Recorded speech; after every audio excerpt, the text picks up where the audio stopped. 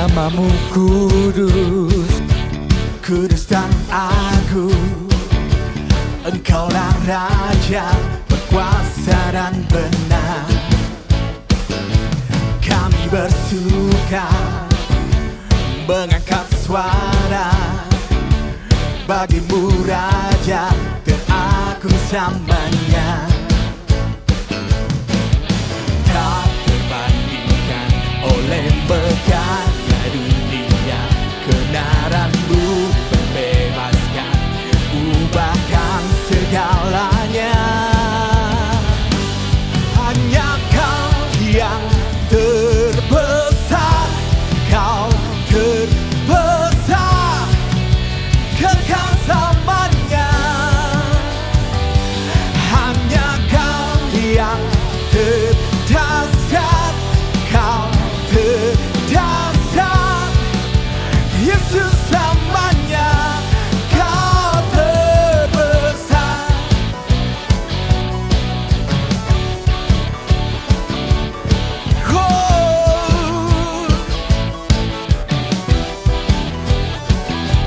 Namamu kudus, kudus dan agung. Engkaulah Raja berkuasa dan benar. Kami bersuka mengangkat suara bagimu Raja teragung selamanya. Tak terbandingkan oleh megahnya dunia, kebenaran-Mu membebaskan, ubahkan segalanya. Hanya Kau yang terbesar, Kau terbesar, kekal selamanya. Hanya Kau yang terdasar, Kau terdasar, Yesus selamanya. Kau terbesar. Mari semuanya berdoa bersama-sama.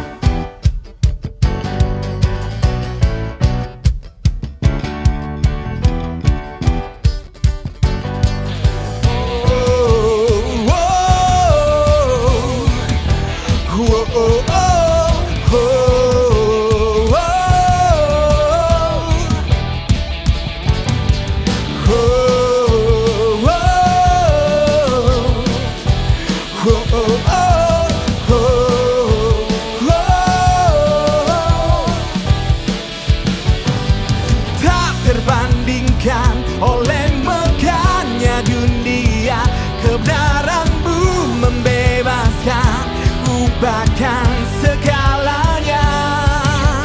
Tak terbandingkan oleh megahnya dunia, kebenaran-Mu membebaskan, ubahkan segalanya. Oh, hanya Kau yang terbesar, Kau terbesar, kekal selamanya. Hanya Kau yang terdasar, Kau terdasar, Yesus selamanya. Kau terbesar. Oh,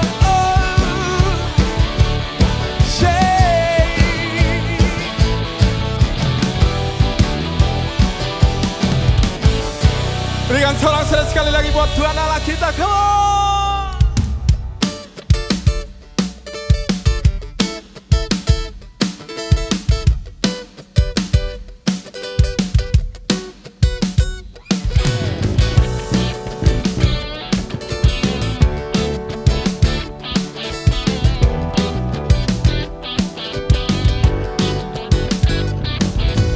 Hanya Kau, Junanku, hidup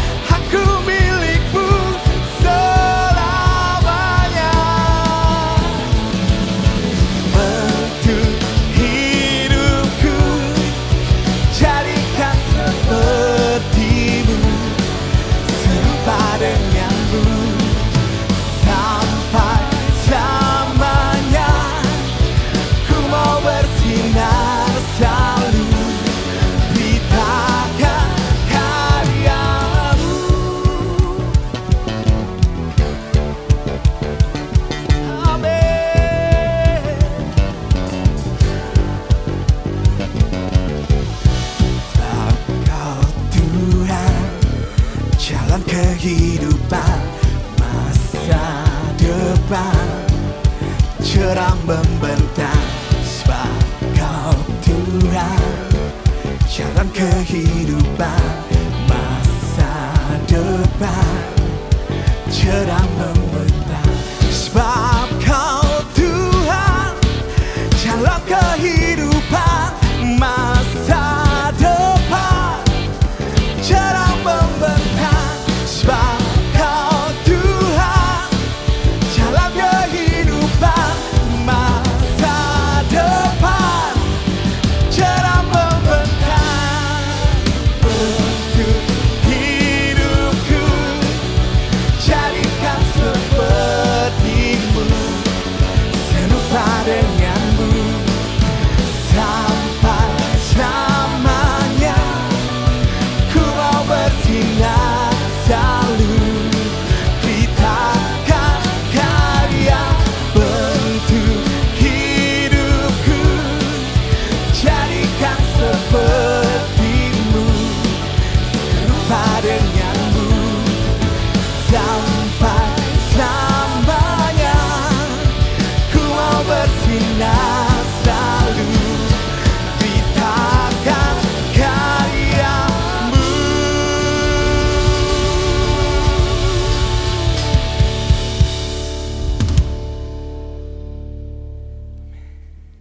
Terima kasih ya Tuhan, Kau yang selalu membentuk hidup kami jadi serupa dengan-Mu. Kami menyembah-Mu ya Tuhan. Kami angkat tangan kami, hidup kami bagi-Mu.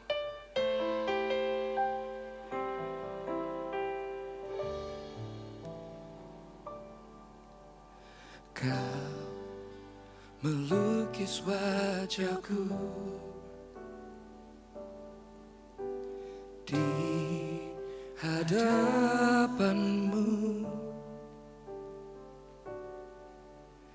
dan mengukir namaku di telapak tangan-Mu sampai masa tuaku. Kau tetaplah Tuhanku yang akan selalu menggendong hingga putih rambutku. Kemurahan-Mu itu membuatku terteguh. Ku bulatkan hatiku mengikut-Mu.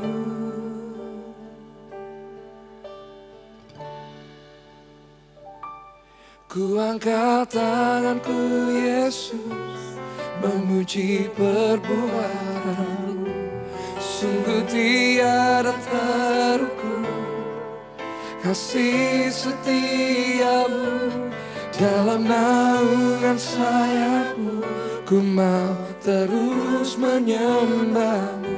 Kasih-Mu terukir di lubuk hatiku. Ku angkat tanganku, ku angkat tanganku Yesus, memuji perbuatan-Mu. Sungguh tiada terukur kasih setia-Mu. Dalam naungan sayap-Mu ku mau terus menyembah-Mu. Kasih-Mu terukir di lubuk hatiku. Mari nyanyikan bersama-sama. Kau melukis wajahku di hadapan-Mu dan mengukir namaku di telapak tangan-Mu. Sampai masa tuaku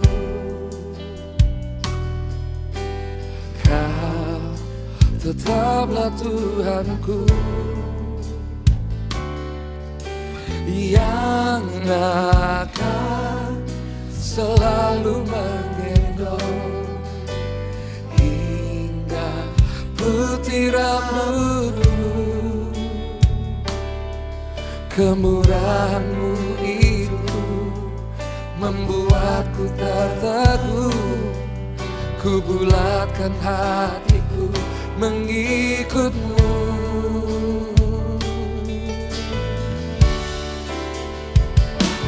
Ku angkat tanganku Yesus, memuji perbuatan-Mu. Sungguh tiada terukur kasih setia-Mu, dalam naungan sayap-Mu ku mau terus menyembah-Mu. Kasih-Mu terukir di lubuk hatiku.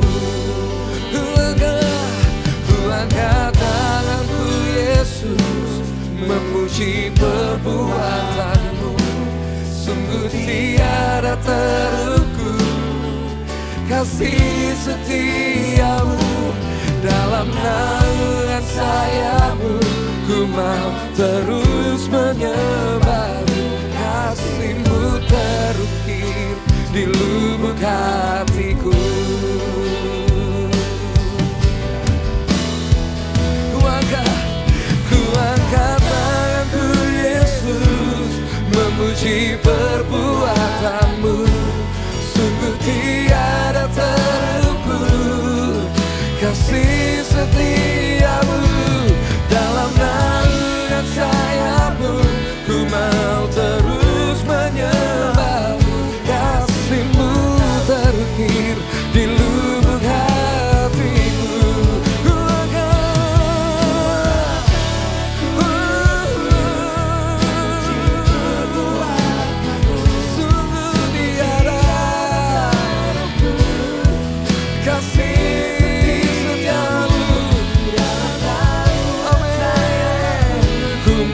Terus menyembah-Mu, kasih-Mu terukir di lubuk hatiku. Ku angkat tanganku Yesus, memuji perbuatan-Mu. Sungguh tiada terukur kasih setia-Mu, dalam naungan sayap-Mu ku mau terus menyembah-Mu. Kasih-Mu terukir di lubuk hatiku. Mari kita sembah Dia.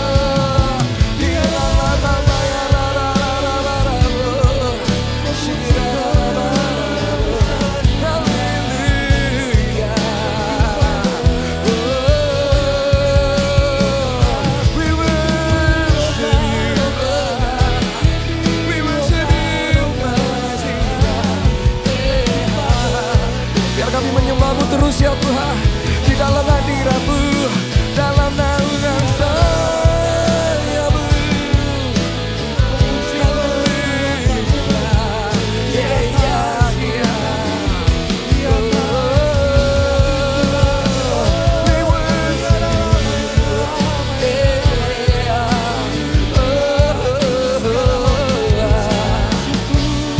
Ku angkat tanganku,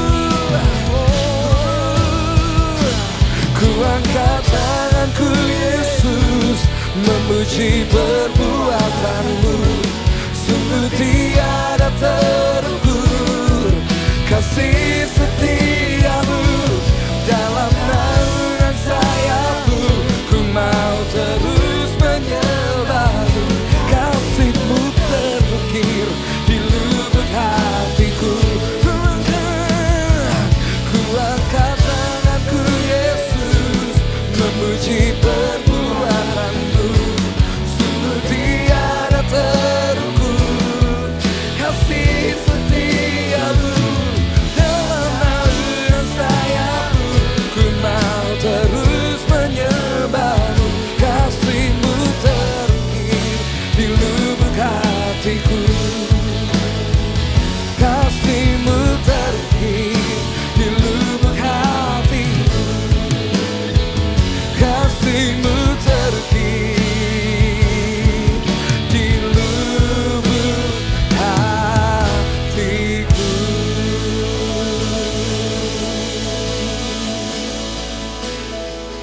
Ku datang padamu Bapa terang, apa adanya, tiada yang ku sembunyikan. Yang kau lihat padaku semuanya ku berikan kepadamu.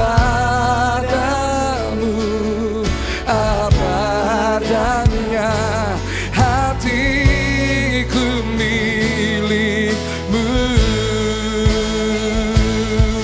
Ku datang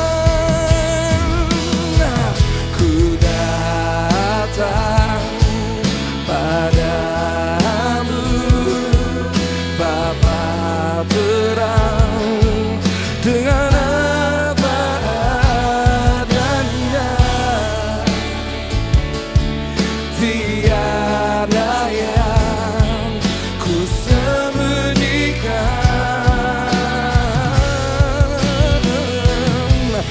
Yang kau lihat padaku semuanya ku berikan kepadamu. Apa adanya hatiku milikmu.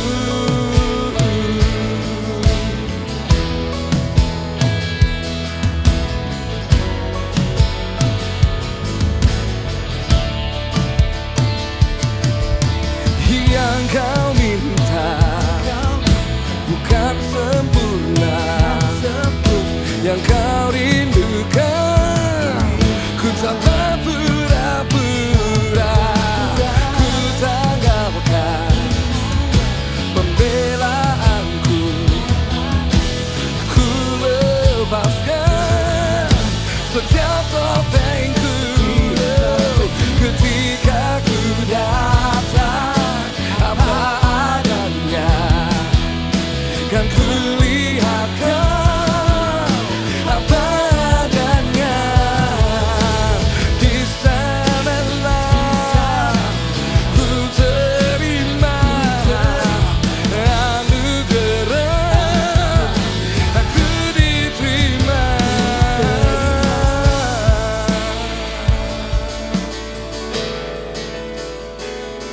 Aku diterima.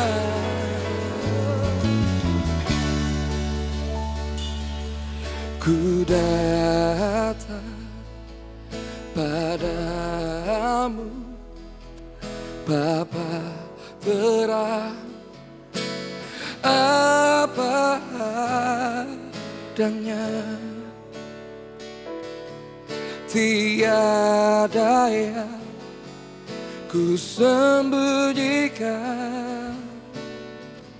Yang kau lihat, yang kau lihat padaku semuanya ku berikan kepadamu, apa adanya hatiku milikmu. Ku datang padamu, berterang apa adanya, tiada yang ku sembunyikan, yang kau lihat padaku, semuanya ku berikan kepadamu, apa adanya hatiku milikmu, apa adanya, apa adanya hatiku milikmu, apa adanya hatiku milikmu. Terima kasih Tuhan Yesus untuk hadirat-Mu yang begitu indah hadir di hati kami. Terima kasih ya Tuhan karena Engkau begitu baik sehingga hari ini kami bisa merasakan ya Tuhan kemurahan-Mu, kebaikan-Mu, kebesaran-Mu ya Tuhan, mujizat dan terobosan di dalam kehidupan kami. Terima kasih ya Tuhan kalau hari-hari ini ya Tuhan di tengah masa-masa yang sulit, masa-masa yang penuh dengan tantangan, Engkau selalu hadir, tidak pernah meninggalkan kami, memberikan kami kekuatan, memberikan kami pengharapan, memberikan kami jalan keluar, memberikan kami kesembuhan, memberikan kami mujizat di dalam kehidupan kami. Terima kasih ya Tuhan, karena Engkau Allah yang setia, Allah yang dahsyat, Allah yang luar biasa. Berkati semua pemirsa ya Tuhan yang menyaksikan tayangan ini dimanapun mereka berada. Kiranya Engkau hadir di dalam kehidupan mereka. Pakai mereka lebih lagi ya Tuhan, untuk bisa juga menjadi berkat buat orang-orang yang ada di sekitar mereka. Terima kasih ya Tuhan Yesus, hanya dalam nama-Mu kami berdoa dan mengucap syukur. Amin. Shalom Bapak Ibu sekalian semuanya, selamat datang, selamat beribadah di Gereja Mawar Sharon, walaupun Anda menyaksikan tayangan ini lewat live streaming, dimanapun Anda berada, saya percaya hadirat Tuhan bisa menjamah Anda di ruang tamu Anda, di mobil Anda mungkin kalau Anda sambil nyetir, dimanapun Anda menyaksikan tayangan ini, saya percaya Roh Kudus bisa bekerja menjamah Anda semua. Beberapa pengumuman buat Bapak Ibu sekalian. Yang pertama, untuk ibadah dan connect group masih dinonaktifkan atau kita masih bertemu secara online atau lewat Zoom. Jadi pastikan Anda bergabung di connect group, jangan jauhkan diri Anda dari perkumpulan orang-orang percaya. Karena ketika kita berkumpul bisa saling sharing, bisa saling mendoakan, saling menguatkan. Dan saya percaya di masa-masa seperti ini Anda membutuhkan dukungan dari saudara-saudara seiman. Jadi Anda bisa menghubungi, informasi nomor ada di bawah untuk kami bisa melayani Bapak Ibu sekalian semuanya. Nah mari kita hari ini juga mau memberikan persembahan yang terbaik tentunya buat Tuhan. Informasi dari rekening juga ada di layar, di gadget Anda, di layar kaca Anda, dimanapun Anda menyaksikan ini. Mari kita berdoa sama-sama untuk persembahan kita hari ini. Bapa kami dalam surga, kami mengucap syukur untuk berkat yang Kau berikan. Terima kasih untuk kepercayaan yang Kau berikan di dalam kehidupan kami. Biar kami menjadi manajer keuangan-Mu yang baik, dan biar hari ini kami mau mengembalikan persembahan kami ya Tuhan yang terbaik untuk Engkau. Pakai ya Tuhan persembahan ini untuk bisa melebarkan kerajaan-Mu ya Tuhan. Pakai persembahan ini Tuhan untuk menjadi berkat buat banyak orang yang belum mengenal Kristus di dalam kehidupan mereka. Terima kasih ya Tuhan Yesus, ini adalah penyembahan kami lewat keuangan kami. Pakai ya Tuhan setiap tangan-tangan yang memberi ini lebih dahsyat, lebih luar biasa lagi. Terima kasih Tuhan Yesus, kami siap memberi dan kami akan memberikan yang terbaik. Amin. Selamat memberi dan selamat menyaksikan tayangan berikut ini sampai selesai. Tuhan Yesus memberkati.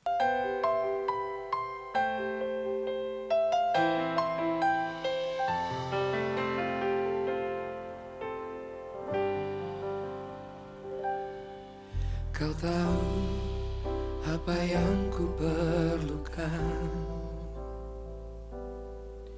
dan aku beriman,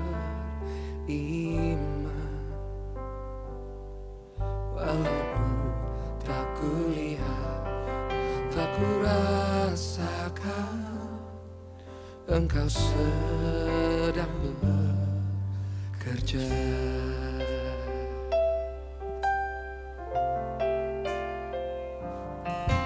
Ku tahu siapa yang ku percaya, dan aku berharap padamu, Yesus Tuhanku dan Rajaku. Ku serahkan hidupku.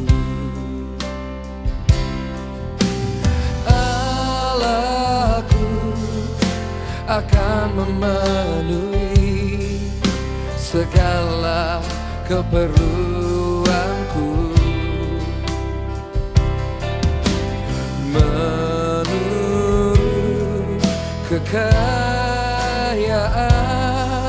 dan kemuliaannya. Ku tahu siapa yang ku percaya,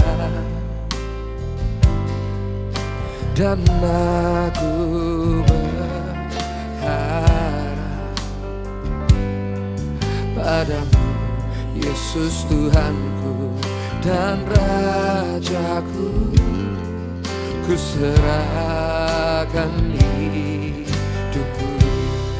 Allahku, Allahku akan memenuhi segala keperluanku, menurut kekayaan dan kemuliaannya. Ku tahu, amin, siapa yang percaya, dan aku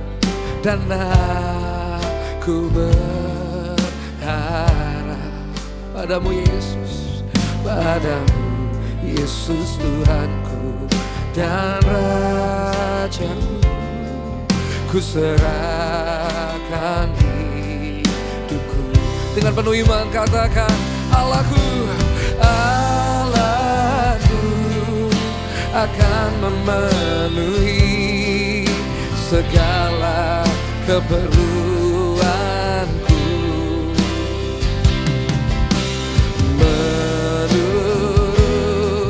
kekayaan dan kemuliaannya.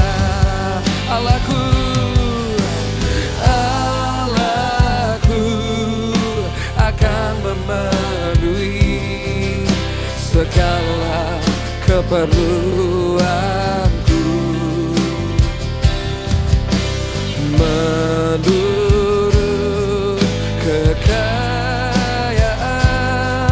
dan kemuliaannya. Allahku,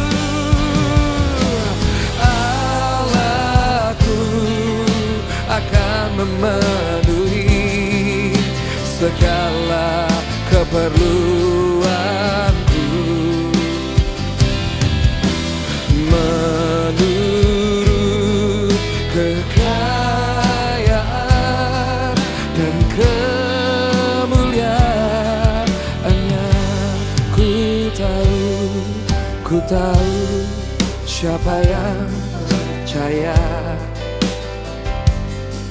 dan aku berharap padamu, Yesus Tuhanku dan Rajaku. Ku serahkan hidupku, ku serahkan hidupku, ku serahkan hidupku.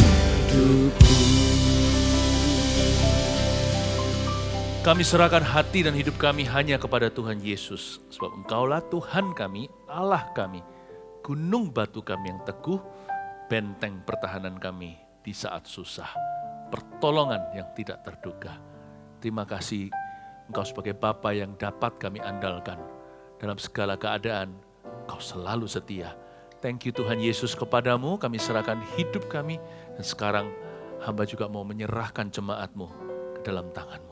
Berkatilah, sebab kami ini milik-Mu. Dalam nama Yesus, amin. Puji Tuhan, shalom semuanya. Mari kita siapkan untuk mendengar firman Tuhan. Lanjutan dari minggu yang lalu ketika saya menyampaikan tentang berkat Musa atas 12 suku Israel. Kita lanjutkan sekarang. Kita buka dulu firman ini dari Ulangan 33. Review lagi, ulangi ayat pertama. Berkat Musa kepada suku-suku Israel.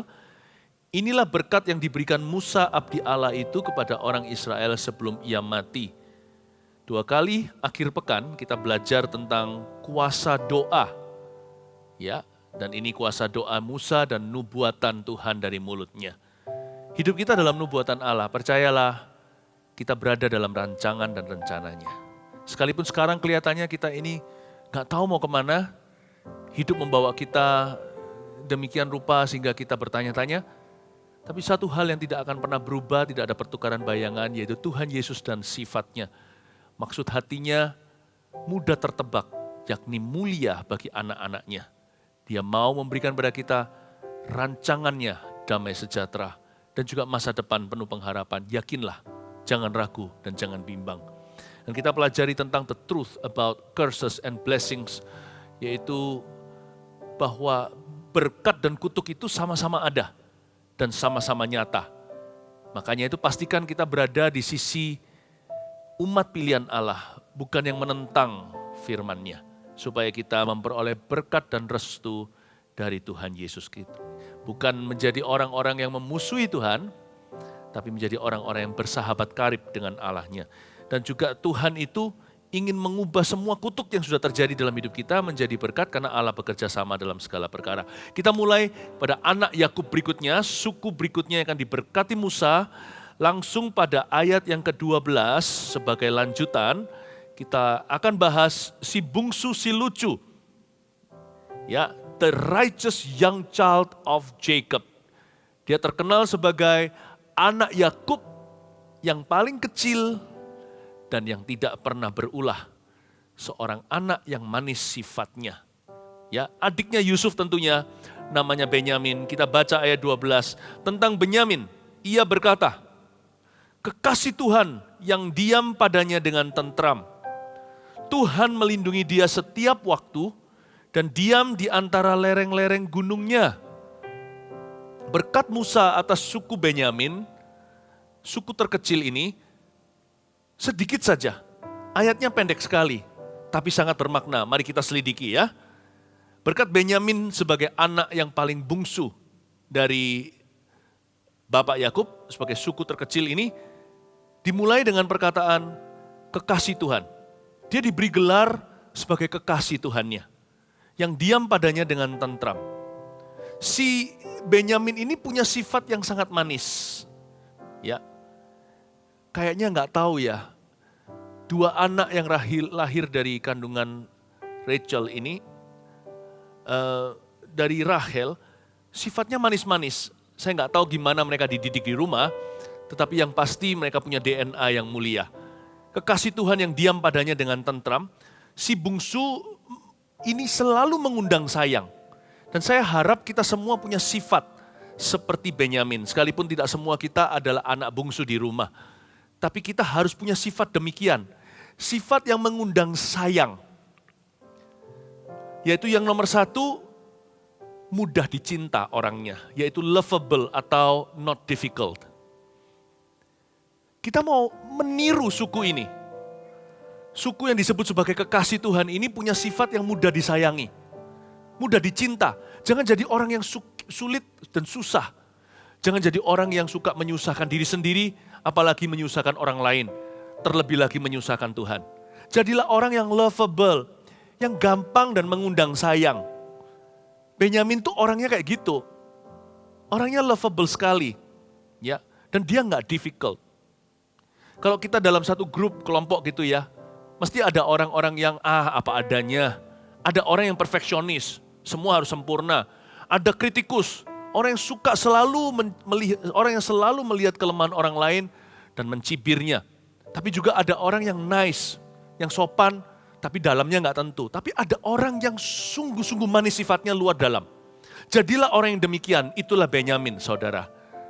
Kekasih Tuhan yang diam padanya dengan tentram. Kata diam padanya dengan tentram, Benyamin ini ada satu kelebihan, dia adalah peran pembantu yang setia. Benyamin terkenal sebagai satu suku yang orang-orangnya itu excellent dalam kerja.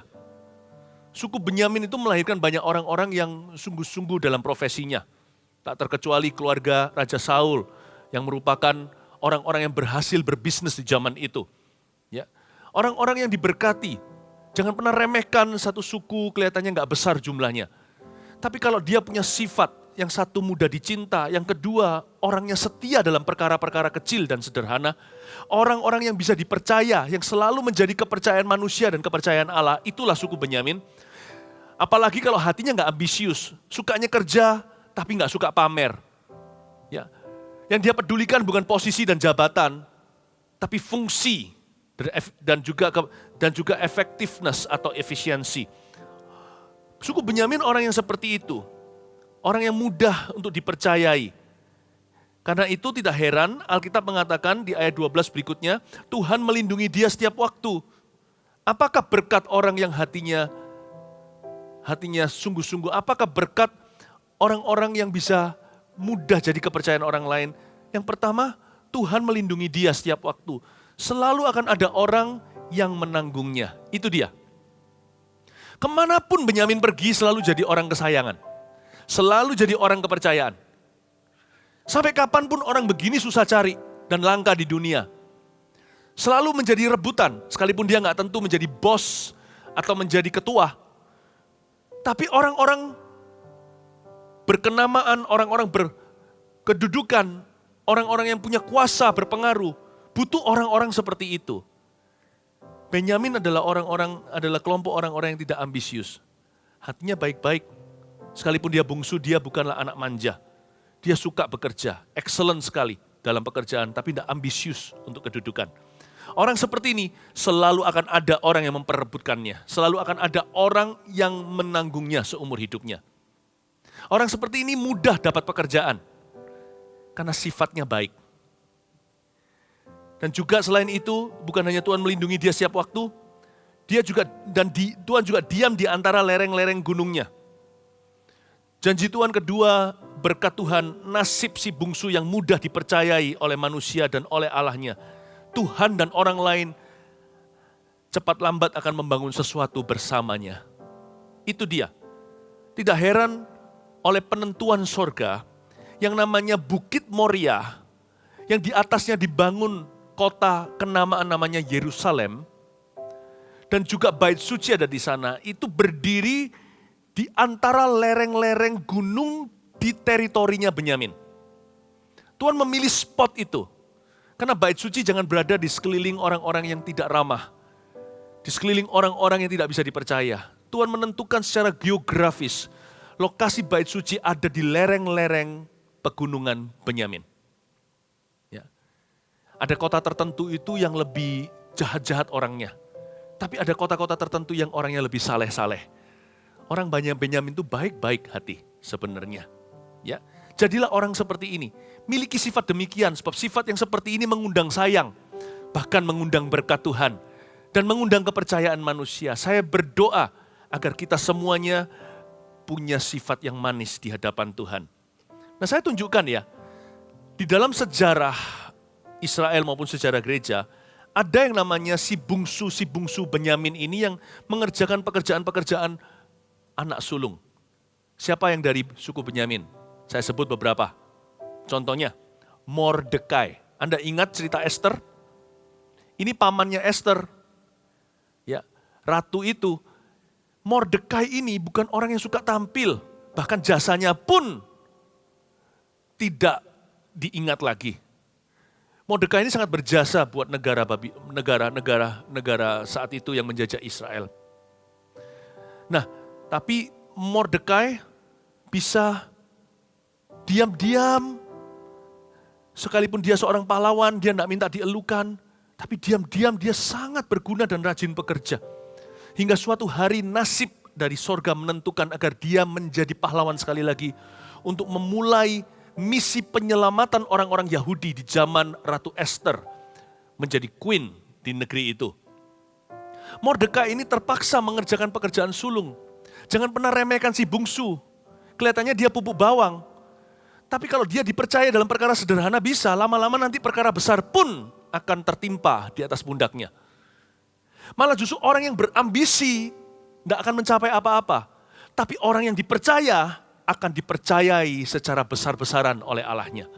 Mordekai dipercayai untuk menyelamatkan satu ras pilihan namanya Yahudi. Israel yang akan menurunkan Yesus Kristus sebagai Mesias. Selain Mordekai, Esther tentunya. Sebab Esther ini kerabat Mordekai. Esther, ratu.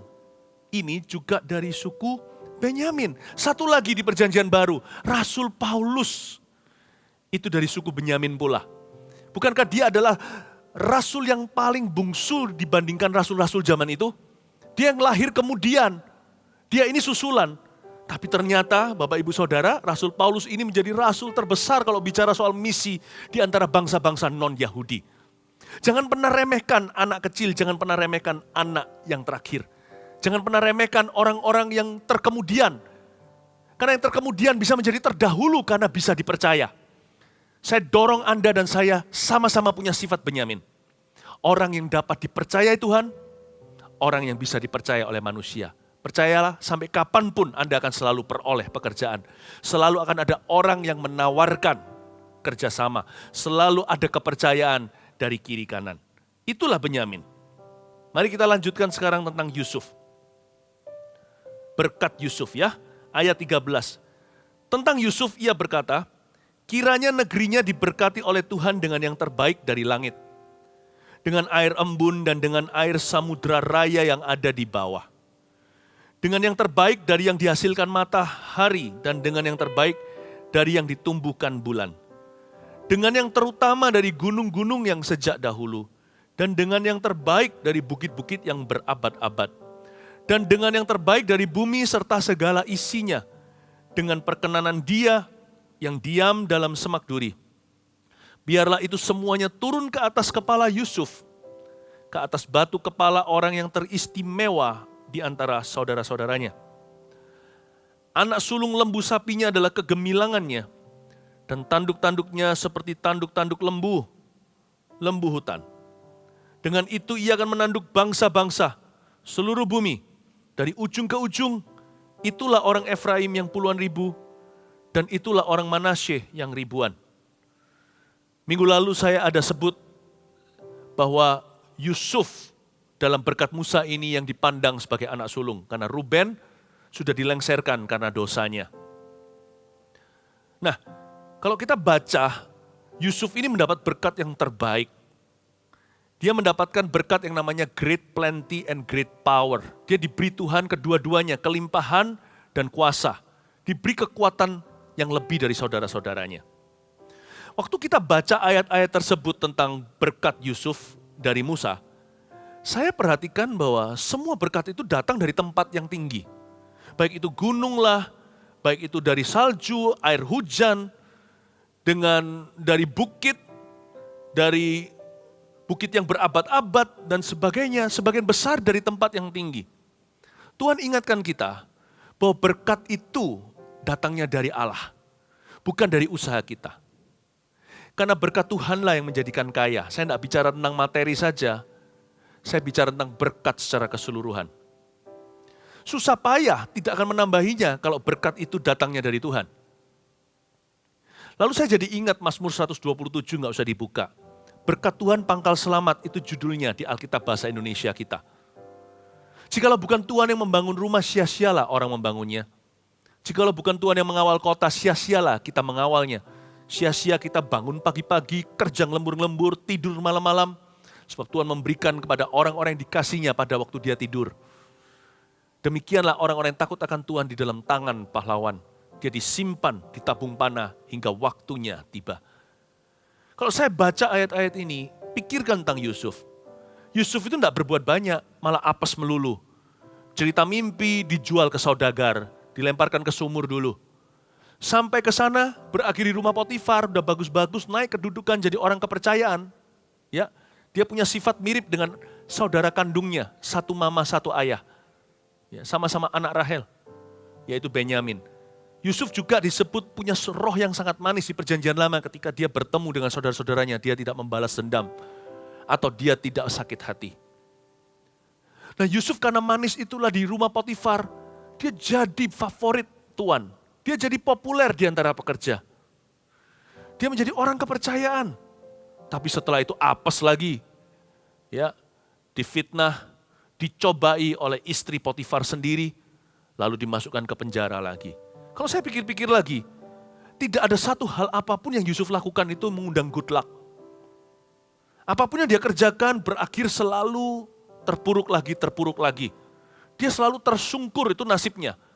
Selalu gugur.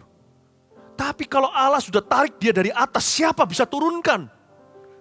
Jikalau Tuhan yang meninggikan, siapa bisa merendahkan? Saya nggak percaya takdir, saya percaya iman. Tapi dalam iman saya tahu ada kedaulatan. Bahwa kalau Allah sudah menentukan hidupmu untuk diberkati, semua kutuk akan dipatahkan. Kalau Allah yang membuka pintu, siapa bisa menutupnya? Andai kata ada pintu tertutup di depan Anda, tertutup sementara, itu berarti ada pintu lain di kanan kiri, ada 10 yang lainnya terbuka bagi dirimu. Kalau saya baca ayat-ayat tentang berkat Musa terhadap Yusuf ini, Yusuf tidak melakukan sesuatu dalam sejarahnya pun tidak ada. Dia tidak berbuat sesuatu yang bisa membuat dia jadi Perdana Menteri, jadi bapaknya Firaun lagi. Bukan apa yang dia lakukan yang membuat dia tinggi. Tapi peninggian itu datangnya dari Allah, bukan dari kiri kanan kita. Saya mau ajak Anda untuk percaya. Masuk hadirat Allah itu nggak sia-sia. Ibrani berkata seperti ini, kalau kita mau datang pada Tuhan harus percaya bahwa Allah itu ada. Dan Allah memberi upah, kata upah di sana. Bagi barang siapa mencari dia, sekalipun kalau kita cari Tuhan bukan demi mendapat upah. Tapi ada upah orang mencari Tuhan. Apa upah mencari Tuhan itu? Penyertaan Immanuel, Allah beserta, kedekatan dengan Allah. Ada kuasa, ada kehidupan yang Allah berikan. Kiranya negerinya diberkati oleh Tuhan dengan yang terbaik dari langit. The best from the sky, the best from the heavens. Yang terbaik dari sorga. Memang berkat Tuhan itu pangkal selamat. Paulus berkata, aku menanam, Apolos menyiram. Tapi kalau Tuhan tidak bisa memberi pertumbuhan, kita nggak bisa apa-apa. Mau ditanam, mau disiram, mau dibajak ulang, dibolak-balikan, ditunggang-balikan tuh tanah, nggak akan tumbuh yang nggak akan tumbuh. Tapi kalau Allah berkenan, apa yang kita tanam, apa yang kita siram, Allah akan menumbuhkan 30, 60, 100 kali ganda. Bukan karena kita serakah, tapi karena Tuhan cinta kepada Anda dan saya. Itu dia. Nah, kalau kita lihat lagi ayat 16, kita baca, dan dengan yang terbaik dari bumi serta segala isinya. Tadi kan semua dari sky, dari heaven, dari sorga, dari langit bukan? Ayat 16 mendarat. Bumi mulai disebut dalam berkat Musa. Dan dengan yang terbaik dari bumi, serta segala isinya. Kalau di sorga terserah Allah, di bumi terserah kita. Karena kita punya kelakuan, kita punya pilihan. Karena itu kalau kita mau melihat Tuhan melimpahkan kuasanya dalam kehidupan kita, pastikan yang terbaik dari bumi serta segala isinya. Hidup kita jangan isinya sampah. Jangan kita isi dengan gosip. Isilah hidupmu dengan firman, kekudusan, dengan yakin akan Tuhan. Dengan perkenanan, dia yang diam dalam semak duri, biarlah itu semuanya turun ke atas kepala Yusuf. Ke atas batu kepala orang yang istimewa atau yang teristimewa di antara saudara-saudaranya. Jikalau Anda buka, nggak usah dibuka sekarang, nanti cek sendiri 1 Tawarik 5 ayat 1 dan ayat 2, di sana dijelaskan bahwa berkat kesulungan Ruben itu telah dipindah transferkan kepada Yusuf dan kepada anak-anaknya Efraim dan Manasye. Yehuda itu keturunan raja. Yesus Kristus juru selamat kita pun singa dari Yehuda. Tapi tetap berkat kesulungan Tuhan berikan pada Yusuf. Tidak heran nanti ya, anak Yusuf ada 2, Efraim dan Manasye, menjadi 2 suku. Dia ada urapan ganda, yang lainnya satu suku, Yusuf sendiri 2 suku. Dan Efraim menjadi pusat pemerintahan dan kekuatan daripada Israel Utara. Ya, jadi kita tahu bahwa Yusuf menjadi besar karena Tuhan memberkatinya. Hak kesulungan ada di kepalanya, bukan karena usahanya yang membuat dia sukses. Bukan karena kepandaian, kepinterannya. Ya, bukan karena nasibnya buruk melulu. Tapi karena Tuhan menentukan. Dari sini kita bisa pelajari sesuatu tentang Ruben dan Yusuf. 1 Tawarik tadi katakan bahwa berkat kesulungan dipindahkan. Ternyata berkat itu bisa dipindahkan ya. Nah ini menjadi peringatan buat kita yang ada di atas muka bumi supaya isi kita, bahwa kita ini di dunia serta segala isinya itu takutlah akan Allah. Berkat itu bisa pindah. Berarti 2 sisi, bisa pindah dari saya ke orang lain dan juga bisa pindah dari orang lain ke saya. Semua itu berdasarkan keputusan Allah. Sebuah pelajaran berharga dari hak kesulungan yang pindah mengajarkan kepada kita untuk hati-hati dalam menjalani hidup ini. Saya suka kata hati-hati. Carefulness, berhati-hati. Dalam bahasa Inggris, carefulness. Tapi dalam bahasa Indonesia, hati-hati.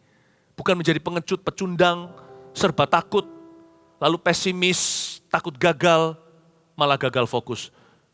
Tapi hati-hati itu berarti apapun yang kau lakukan di dunia ini, pasanglah 2 hati, supaya jangan salah jalan.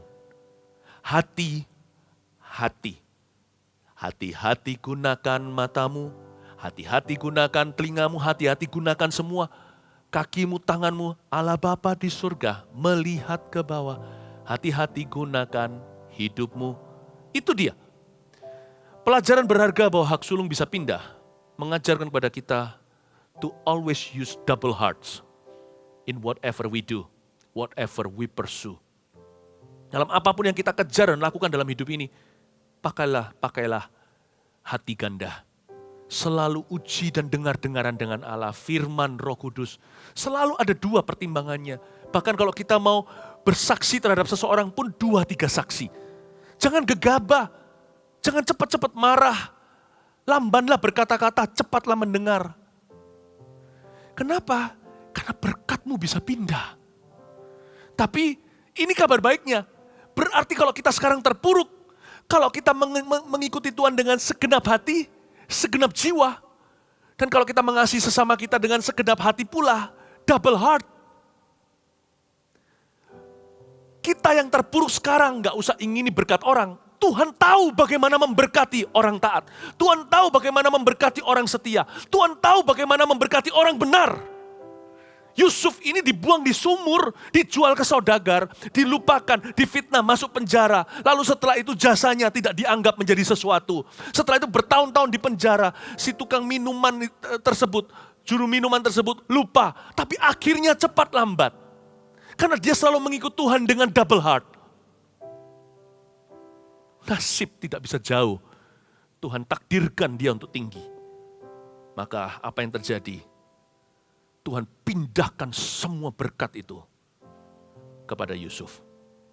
Makanya di sini dikatakan batu kepalanya Yusuf pun dijadikan sebuah komentar. Dia adalah orang yang teristimewa di antara saudara-saudaranya. Berkat saudaranya semua dipindahkan ke dia istilahnya. Mereka kelaparan minta gandum ke Mesir, bukankah itulah ceritanya Yusuf ketemu dan reuni kembali dengan keluarganya. Jangan pernah lihat nasibmu sekarang. Ujilah hatimu. Jikalau ada Kristus di sana, Anda masih punya rancangan damai sejahtera dan masa depanmu penuh pengharapan. Ayat 17, anak sulung lembu sapinya adalah kegemilangannya dan tanduk-tanduknya seperti tanduk-tanduk lembu hutan. Keturunan Yusuf diberkati dengan orang-orang perkasa. Kita mulai bicara soal tanduk, bukan lagi great plenty atau kelimpahan. Kita mulai bicara tentang great power. Inilah sebuah suku yang melahirkan banyak pemimpin. Ya. Dan Alkitab mengatakan dengan itu ia akan menanduk bangsa-bangsa seluruh bumi dan dari ujung ke ujung. Sadarkah Anda beberapa keturunan Yusuf yang menjadi orang-orang yang gagah perkasa termasuk Yosua. Yosua itu dari suku Efraim. Anak keduanya Yusuf. Sedangkan Gideon, Yefta, Yair. Saya sebut 3 hakim-hakim Israel. Gideon terkenal dengan 300 perwira tentaranya.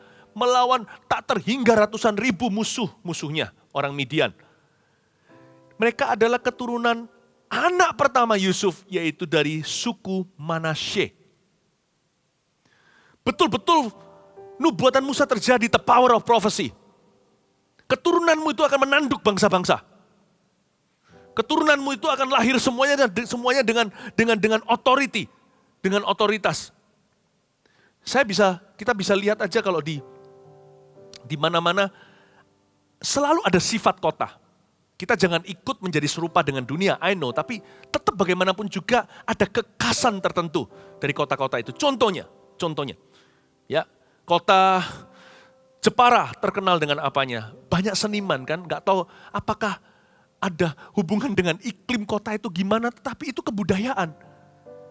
Mereka suka prakarya, indah buatan tangan.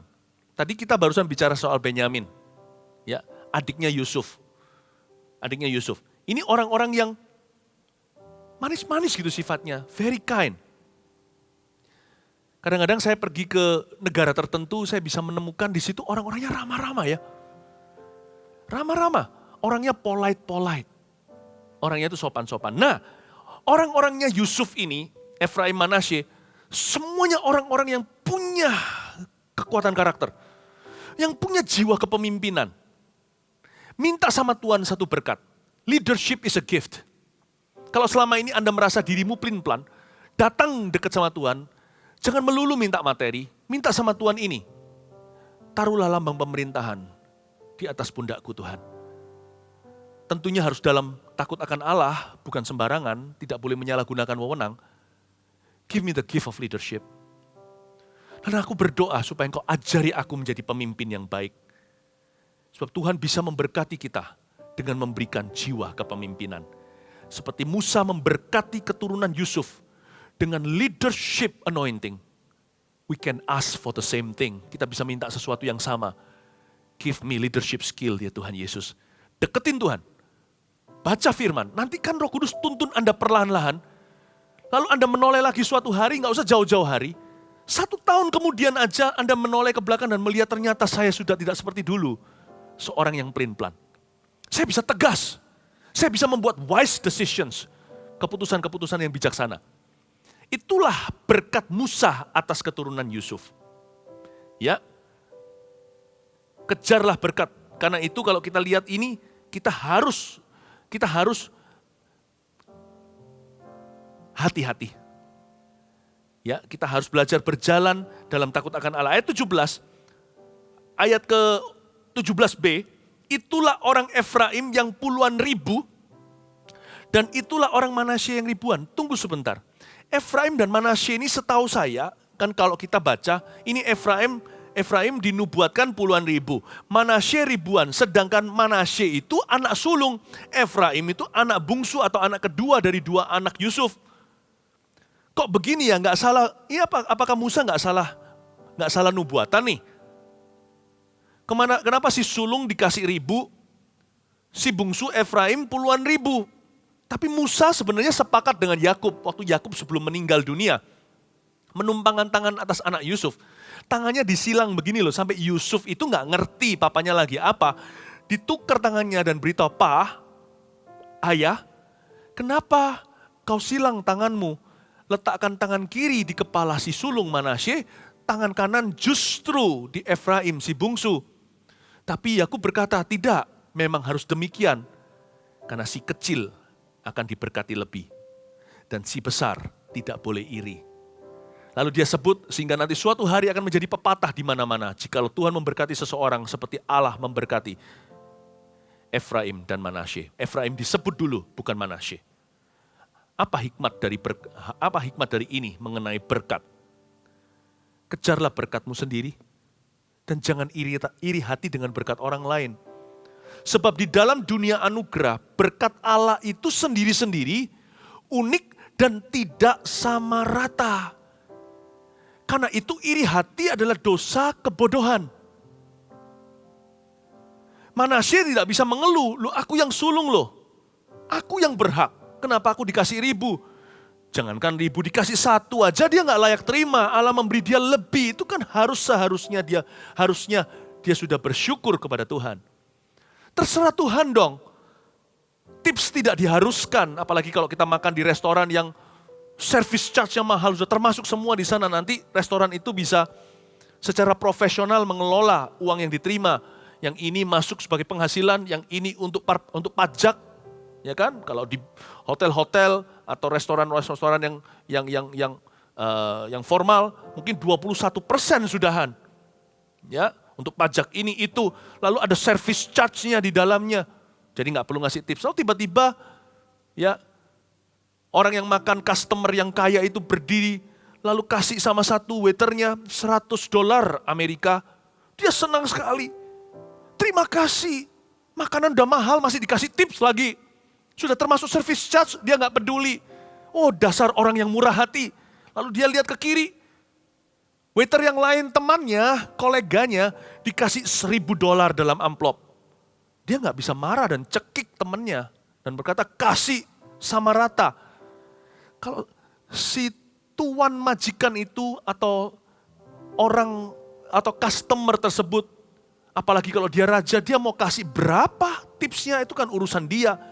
Kita gak boleh iri hati. Sebab Allah kita itu adil, bukan fair. God is just, bukan fair. Menurut standar orang atau standar kita. Gak fair Tuhan, dia dikasih gini, kok aku enggak. Kalau mau fair, semua kita dikasih neraka. Karena itulah yang layak kita terima, bukankah kita orang berdosa jatuh dari kemuliaan Allah. Karena itu hal ini mengajarkan kepada kita. Efraim dikasih puluhan ribu. Manasye yang sulung malah hanya ribuan. Hanya, berkat Tuhan itu gak ada hanya. Setiap berkat Tuhan itu haleluya, bukan hanya. Kejar berkatmu sendiri ya. Dan jangan iri hati lagi. Dalam dunia anugerah, berkat Allah memang tidak sama rata. Kerjakan aja bagianmu. Kerjakan tanah sendiri, gemburi. Biar bertumbuh dong, 30, 61 kali ganda. Siapa bilang, siapa yang mulai dengan sedikit berakhir sedikit. Siapa juga yang bilang siapa yang bermodal banyak akan berakhir banyak. Hidup masih jauh, hidup masih panjang. Kita masih bisa mengalami peningkatan pertumbuhan atau stagnasi dan penurunan. Kita masih bisa mengalami pelipat gandaan. Saya nggak bicara soal materi, saya bicara soal lengkapnya berkat Allah. Bicara soal rancangan damai sejahtera. Orang bisa mulai happy, berakhir menyedihkan. Tapi orang bisa mulai sedih, tapi kalau dia setia, dia pasti akan berakhir pada rencana Allah. Efraim dan Manasye, jangan berantem lagi. Yang punya lebih jangan sombong hati. Yang punya sedikit, jangan tawar hati. Allah bekerja, itu yang penting. Dan Allah memberkati kita. Kejarlah berkat itu, jangan iri berkat orang lain. Ayat 18, tentang Sebulon. Berkat Sebulon ya, tentang Sebulon ia berkata, bersukacitalah hai Sebulon, atas perjalanan-perjalananmu, dan engkau pun hai Isakar, atas kemah-kemahmu. Bangsa-bangsa akan dipanggil mereka datang ke gunung, di sanalah mereka akan mempersembahkan korban sembelihan yang benar. Sebab mereka akan mengisap kelimpahan laut dan harta yang terpendam dalam pasir. Di dalam ayat-ayat 18 dan 19 ini sebenarnya ada dua suku 2 in 1. Sebulon, lalu berikutnya hai Isakar. Sebulon dan Isakar ini sama-sama anaknya Mama Leah. Mereka itu jangan dipisahkan. Bahkan di Kanaan, mereka itu berdampingan. They are neighboring tribes atau suku yang tetanggaan. Ya. Jadi Tuhan itu baik ya. Musa itu juga mencerminkan hati penggembalaan. Allah kita itu nggak suka memisah-misahkan. Makanya Tuhan itu Tuhan itu adalah Allah yang mempersatukan.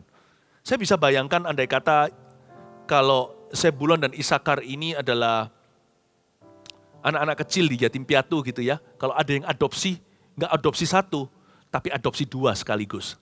Kenapa? Kasihan mereka dipisahkan. Saking dekatnya. Ya, adik kakak Sebulon Isakar ini sangat erat hubungannya. The best of friends. Jadi Tuhan nggak mau memberi mereka warisan yang berbeda. Masing-masing ada kuota. Tapi Tuhan menjadikan mereka itu satu nubuatan. Saya senang sekali. Sometimes God gives us blessings that we cannot enjoy by ourselves. Kadang-kadang Tuhan memberikan kita berkat yang tidak bisa kita nikmati sendirian. Ada berkat itu yang sifatnya korporat. Sebulon dan Isakar ini contohnya. Karena nggak boleh egois. Nggak boleh egois. Ada berkat itu yang harus didapat bersama. Diusahakan bersama. Diminta bersama.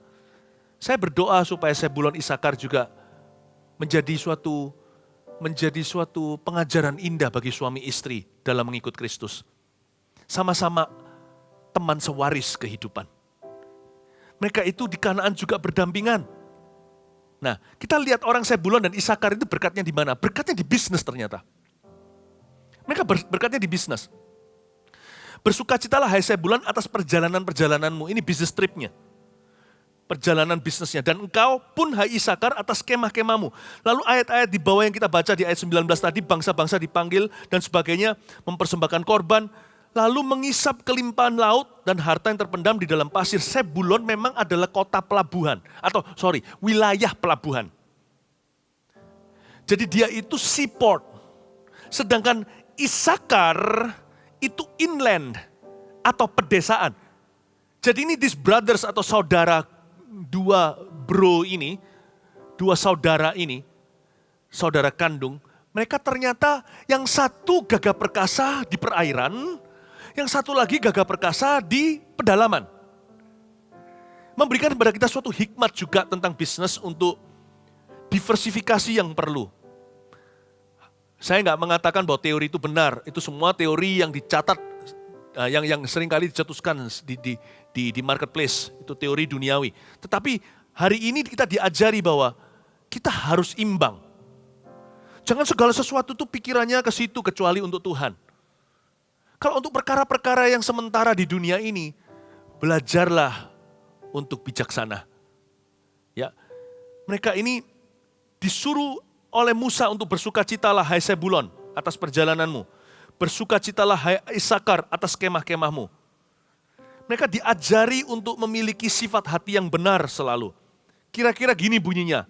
Thank God for the gains. Thank God for gains. And I have to make best for my losses. Terpujilah Tuhan. Bersyukur untuk semua keuntungan. Tapi aku harus bisa memanfaatkan setiap kerugian yang memang harus terjadi. Win some, lose some, kadang untung, kadang rugi. Tapi Tuhan memberi, Tuhan mengambil. Blessed be the name of the Lord, terpujilah nama Tuhan. Harus miliki hati seperti itu. Karena kaum Sebulon memang kaum bisnis.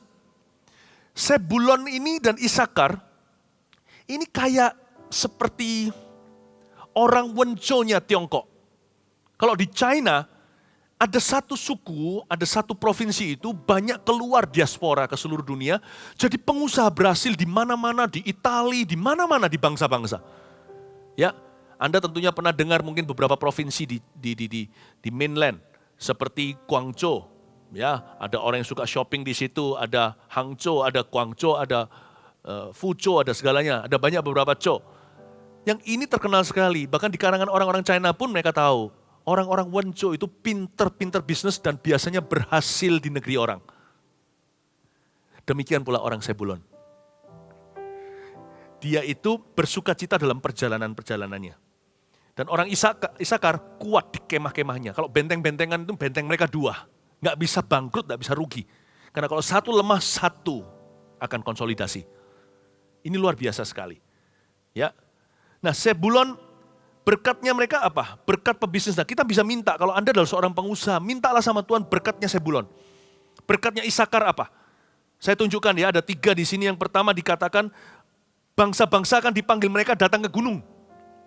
Bangsa-bangsa disuruh, lai, ke sini.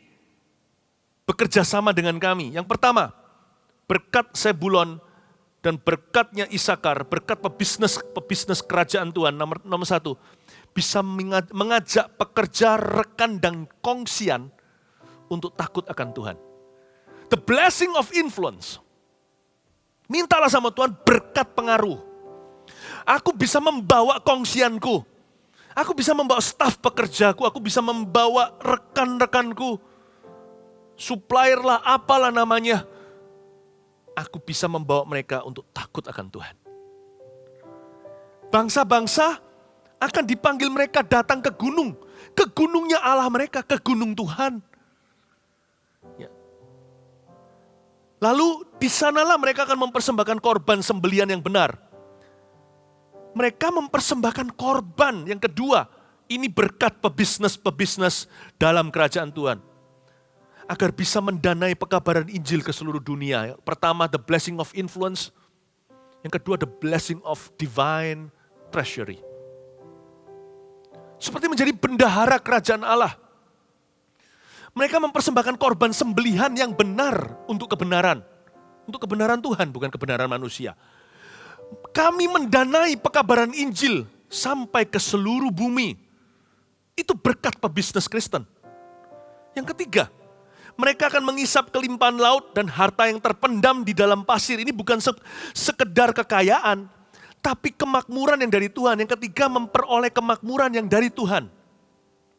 Godly prosperity. The blessing of godly prosperity.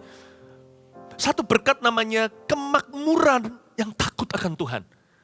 Bukan Injil kemakmuran, tapi kemakmuran yang bertujuan. Karena itu Alkitab di sini bukan berkata mereka akan mengisap kekayaan, tapi mengisap kelimpahan. Bedakan kekayaan dan kelimpahan. Kekayaan itu wealth, riches. Kalau kelimpahan itu abundance. Itu bicara tentang aliran. Bahwa mereka hanyalah saluran. Kelimpahan laut dan harta yang terpendam di dalam pasir. Saya jadi ingat kata-kata Tuhan pada Abraham. Keturunanmu banyaknya seperti bintang di langit dan pasir di tepi pantai. Di bawah covenant perjanjian dengan Tuhan itu ada berkat terpendam. Ada harta tersembunyi. Kemakmuran yang dari Tuhan. Tahu nggak? Memberikan sedikit info tambahan. Injil itu dimulai dari tanah Zebulon. Kok bisa? Tanah Zebulon itulah Galilea. Tempat Yesus memulai pemberitaan kerajaan Allah. Dan dari situlah, dari Galilea, dimulailah Injil damai sejahtera dan tersebar sampai seluruh dunia juga lewat lautan. Dibawa oleh para rasul, khususnya Rasul Paulus. Rasul suku Benyamin itu. Tanah Zebulon mendapatkan nubuatan daripadamu. Seluruh bangsa-bangsa akan kau bawa ke gunungku. Dan engkau akan mempersembahkan korban yang berkenan kepadaku. Luar biasa ya. Oh, mintalah sama Tuhan, para pebisnis.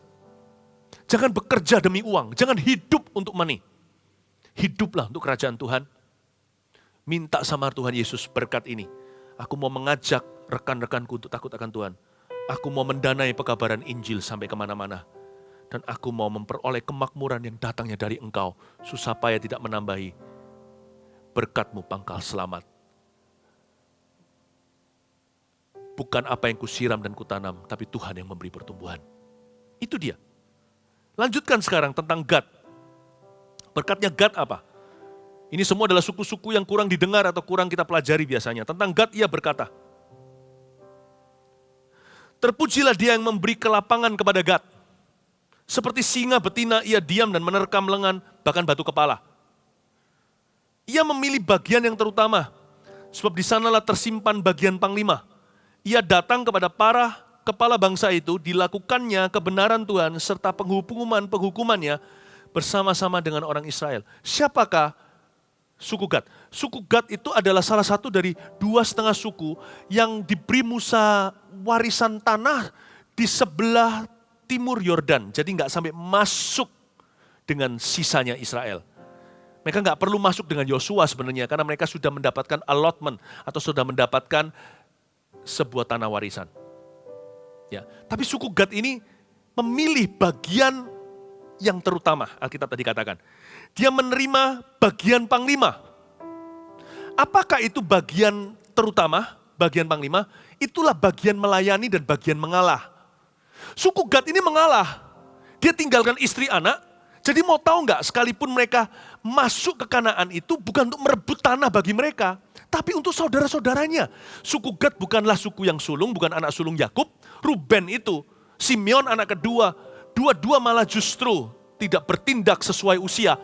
Yang Gad ini loh, 2,5 suku terdiri dari Ruben, Gad, dan setengah suku Manasye itu tinggal di sebelah timur Yordan. Dan di Alkitab dikatakan dalam susunan perang, mereka berjanji sama Musa, nanti kalau sudah sampai di sungai Yordan, seluruh bangsa Israel menyeberang, 2,5 suku ini sumpah di hadapan Allah. Bukan sumpah, tetapi berjanji dan bernasar di hadapannya. Bahwa mereka akan masuk untuk merebut tanah Kanaan untuk saudara-saudara mereka, baru mereka bisa kembali ke tanah waris sendiri. Dan dari antara 2,5 suku ini yang inisiatif maju ke depan, yang paling antusias dan berani dan berkata, ayo kami ready, kami siap. Tinggalkan istri anak, dia masuk berjuang, sandangkan pedang. Dan berada di garis paling depan dalam medan perang adalah suku Gad, bukan Ruben. Mereka memilih bagian terutama di mata Allah. Mau tahu yang terutama dalam hidup ini? Melayani Tuhan dan melayani sesama. Itu yang utama di mata Allah. Bukan statusmu apa yang kau punya. Orang yang memilih untuk melayani akan diberkati dengan bagian panglima. Karena siapakah pemimpin? Bukankah mereka yang melayani itulah pemimpin? Biarkah yang terbesar di antaramu menjadi yang paling bawah melayani. Tuhan berkata seperti itu. Kau memanggil aku guru. Tuhan, memang begitu. Tapi lihat, aku mencuci kakimu. Makanya Yesus yang jadi juru selamat kan? Bukan Petrus. Makanya nama Yesus kan mengusir setan, bukan dalam nama Paulus. Bukan nama Yakobus, bukan dalam nama Yohanes. Kalau kita mau ditinggikan, kita harus melayani. Kalau kita mau dibela oleh Allah, kita harus mengalah. Gad ini, saya bisa bayangkan, orang-orangnya itu semuanya itu mature gitu. Dewasa-dewasa. Mereka maju. Jadi sekarang saya tahu, tentara yang di depan Yosua berperang dengan begitu ganasnya, itu adalah suku Gad. Padahal mereka tidak masuk ke Kanaan untuk rebut bagi mereka sendiri. Mereka sudah dapat warisan di luar sana. Tapi mereka tetap sungguh-sungguh, inilah intisari melayani. Lakukan bagi orang lain seolah-olah engkau melakukan untuk dirimu. Itulah melayani. Dan Gad ini adalah suku yang paling melayani. Salah satu daripada waktu Yusuf ketemu sama Potifar, waktu Yusuf ketemu sama Firaun, kan setelah reuni sama saudara-saudaranya, Tuhan atur secara tidak sengaja. Seolah tidak sengaja mereka ketemu tapi sudah dirancangkan oleh Allah. Yusuf kan bersatu kembali, lalu papanya datang ke Mesir dijemput, ya kan? Kan ceritanya gitu. Itulah sebabnya orang Israel akhirnya berada di Mesir hingga zaman Musa ketika dibawa keluar dari sana. Nah, pada waktu Yusuf menghadap pada Firaun untuk memperkenalkan saudaranya, dia bawa 5 saudara. Dan saya yakin dari 5 saudara itu dia nggak bawa Gad. Kalau sampai Gad dibawa ya, ini saya cerita-cerita aja, ini nyantai aja. Saya cerita apa yang saya, pemahaman saya akan cerita-cerita ini. Saya rasa kalau sampai dia bawa Gad dan Yusuf tahu, bisa-bisa Gad nggak keluar dari istana Firaun, dijadikan bodyguard. Karena Gad ini the strongest man in Israel itu orang-orang Gad. Jadi kalau Firaun lihat mereka, langsung bisa-bisa direkrut, dijadikan pas pampresnya. Nggak bisa. Karena Gad tidak boleh jadi bodyguard. Gad harus jadi panglima. Keturunannya akan melahirkan jenderal-jenderal. Tidak boleh dia melayani Firaun, dia harus melayani Tuhan. Yusuf tahu itu sebagai orang yang penuh Roh Kudus di Perjanjian Lama. Tidak diajak kokonya si Gad untuk ketemu. Jangan sampai Firaun jatuh cinta karena Allah sudah RSVP, sudah reservasi orang ini. Saya ajak Anda semuanya untuk merenungkan apa yang terutama dalam yang namanya berkat itu kompleks pemahamannya. Tidak hanya sekedar berkat itu materi, berkat itu berapa dolar, berkat itu dapat rumah, berkat itu dapat pekerjaan, dapat jodoh. Berkat itu sangat indah komplikasinya. Bisakah Anda melihat seluruh dimensi berkat Allah? Lewat 12 suku Israel yang diberkati Musa, kita bisa mengerti how blessings operate in the kingdom of Christ. Bagaimana berkat itu beroperasi di dalam kerajaan Allah. Ayat yang ke-22, saya sudah mau selesai. Tinggal beberapa suku, 3 suku lagi. Ya. Tentang Dan, ia berkata, adapun Dan ialah anak singa yang melompat keluar dari Basan. Pendek sekali ini Dan. Saingan sama Benyamin pendek-pendekan. Dia punya kalimat berkat dari Musa. Tapi ada banyak yang kita bisa pelajari dari Dan ini. Dia disebut sebagai anak singa yang melompat keluar dari Basan. Basan adalah sebuah gunung, suatu gunung di Israel yang terkenal zaman itu dengan satu jenis hewan buas. Semua orang takut dengan animal ini, yaitu singa Basan. Singa itu sering melompat. Kalau ada orang yang berjalan di sana belum zaman-zaman sekarang jalan raya atau peradaban yang modern seperti hari ini, itu melompat keluar lalu menerkam mangsa. Tuhan memberikan suatu janji lewat Musa, memberkati suku ini menjadi suku yang melahirkan dan selalu keluar turn around men. Orang-orang yang menjadi alat Tuhan untuk memutarbalikkan keadaan itu muncul dari Dan. Tuhan itu bisa menciptakan suatu momentum di mana seseorang itu diluncurkan di waktu yang tepat, untuk kebutuhan yang tepat, di tengah-tengah orang yang tepat, untuk bisa memutarbalikkan keadaan. Yang kayak begitu, bukan dalam dunia pelayanan, bukan hanya tukar mimbar, tetapi merestorasi sesuatu. Kalau dalam dunia pekerjaan, itu bukan hanya staf bayaran, ini orang yang menjadi trendsetter. Orang yang menemukan sesuatu yang mengubah seluruh company-nya. Ini orang-orang Dan. Diberikan sama Tuhan bukan hanya kelihayan atau kehebatan, tapi diberikan kepada Tuhan, oleh Tuhan juga sebuah keberuntungan. Orang-orang Dan. Salah satu dari orang Dan yang sangat terkenal, sekalipun sempat jatuh tapi dia kembali semakin luar biasa di hari ketika dia mati, adalah Simson. Simson inilah salah satu singa yang melompat keluar dari Basan. Pekerjaan Tuhan dalam kehidupan Simson dan dengan keturunan Dan ini, orang suku Dan, banyak yang sifatnya tiba-tiba atau mendadak. Sesuatu yang tidak melalui proses manusia, tiba-tiba tukar hawa. Langsung gitu aja 180 derajat. Orang kerjakan ini 10 tahun, dia selesaikan dan putar haluan dalam waktu 10 bulan. Ada sebuah percepatan, makanya ada kata-kata di sini, tiba-tiba melompat keluar dari Basan. Itulah suku Dan. Tentang Naftali, ayat yang ke-23, ia berkata, Naftali ini nyantai sekali, chill sekali hidupnya. Tentang Naftali, ia berkata, Naftali kenyang dengan perkenanan dan penuh dengan berkat Tuhan. Milikilah Tasik dan wilayah sebelah selatan. Berkat Naftali itu yang sering diiming-imingkan oleh orang, tapi tidak seperti semudah yang Anda pikirkan. Berkat Naftali is a good life.